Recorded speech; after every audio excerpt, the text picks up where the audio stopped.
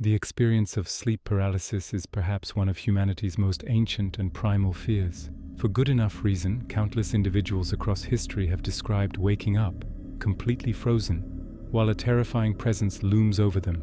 They have been visited by shadowy figures crushed by unseen weights and stared down by monstrous creatures at their most vulnerable.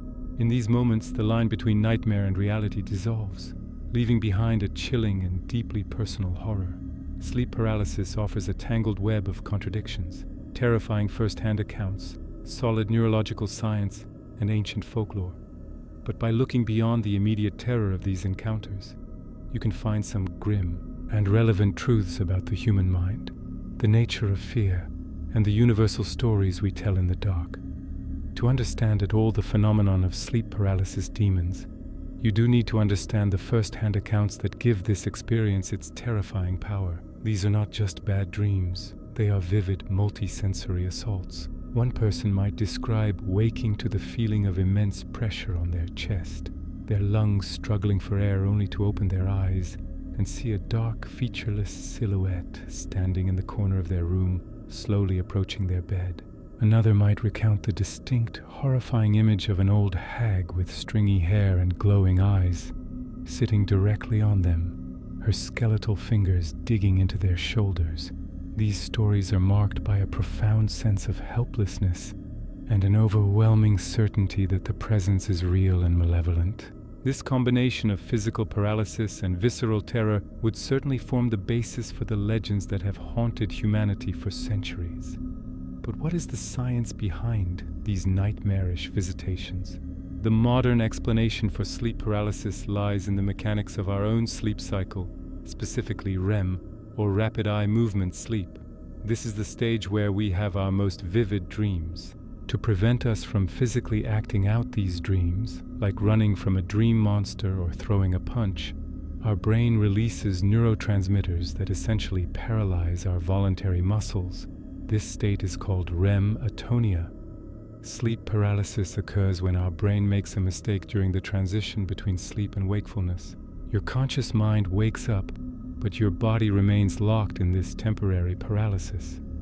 The brain, now caught in a liminal state between dreaming and reality, tries to make sense of the conflicting signals.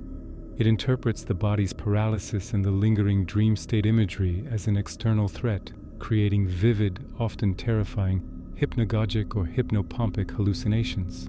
In essence, your mind projects its deepest fears onto the canvas of your bedroom. What is truly fascinating, however, is how these personal, brain-generated hallucinations manifest in uncannily similar forms across vastly different cultures and time periods. This suggests we are tapping into a universal archetype of fear, a demon that seems to be embedded in our collective consciousness. In Newfoundland, folklore speaks of the old hag, a malevolent witch who sits on her victims' chests, suffocating them in their sleep. In Japan, the phenomenon is known as kanashibari, which literally translates to bound by metal, describing the physical paralysis while being watched by spirits or ghosts. Brazilian culture has the pisadeira, a terrifying crone with long fingernails, who stalks rooftops and tramples on the stomachs of those who sleep on a full stomach. The consistency of these figures, the shadowy man, the old hag, the crushing weight, points to something deeper than random neurological misfires. It suggests that our brains, when faced with the same terrifying sensations of paralysis and breathlessness, independently conjure the same archetypal predators. Of course, the scientific explanation is not the only one. For many who experience these encounters, the feeling of an external, malevolent entity is too real to be dismissed as a simple brain glitch. This has led to a rich landscape of paranormal and spiritual theories. Some believe these are genuine demonic attacks, where negative entities take advantage of a person's vulnerable state between sleep and waking to feed on their fear. Others interpret the experience through the lens of astral projection, suggesting that the paralysis occurs when the soul, or astral body, has difficulty returning to the physical body after traveling. A more modern take posits that these could be encounters with interdimensional beings, entities from another plane of existence that become visible only during these unique states of consciousness. This dual perspective, balancing scientific skepticism with spiritual belief, keeps the mystery alive and respects the profound, often life-altering impact these experiences have on individuals. Given the sheer terror of these encounters, the most urgent question for many is, how can I protect myself? Whether you believe the cause is neurological or supernatural, there are actionable steps you can take to reduce the likelihood of an episode. The foundation is good sleep hygiene. Maintaining a consistent sleep schedule, avoiding stimulants like caffeine before bed, and creating a dark, quiet, and comfortable sleep environment.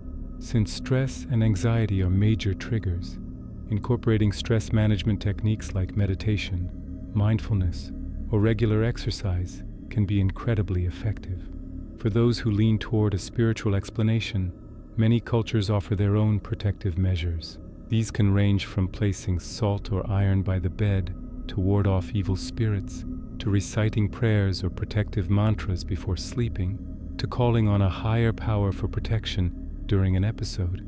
These practices provide a sense of control and empowerment, turning a terrifying experience into a manageable one and allowing you to reclaim the peace of your own night.